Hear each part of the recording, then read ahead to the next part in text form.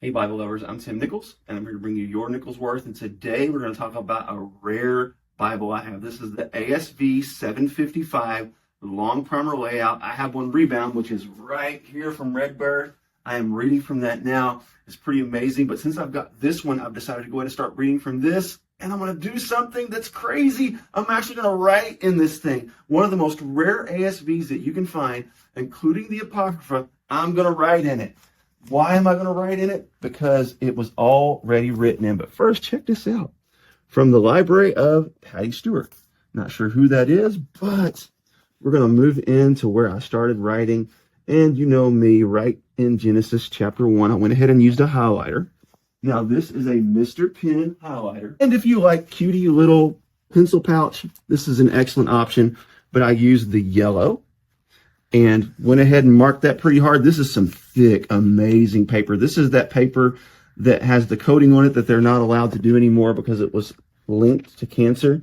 But as you can see, it didn't bleed through at all. This is pretty excellent paper. I love it. But one thing about ink pens you have to be careful of is I used one of these Mr. Pen ink pens that has the really nice felt tip. This is great for writing, but it's bad for Bibles. Because I went ahead and circled that note, and if it bleeds through on this paper, it's going to bleed through on any Bible paper, and you can see that bled all the way through. So that's a pen I wouldn't recommend for Bibles. I would just recommend that for writing. And again, it's the clickable felt tip pen. These aren't the ballpoint pens. The ballpoint pens actually work out really nice.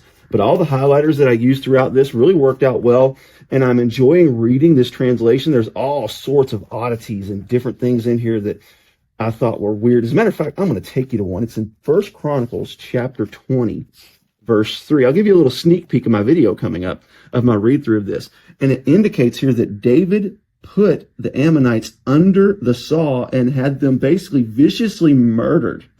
And it seems that the word cut there actually should be put, because that's what it is in 2 Samuel chapter 12, verse 31. So I make a note in here that David wasn't actually tormenting people. He was putting them in slave labor. And this is my Sharpie pen that I absolutely love. And you can see that doesn't bleed through very badly at all. So I'm marking up a Bible that you can't really find. And it was very difficult. But here's what helped me is there's already some pencil marks on there, and it's on a bunch of them.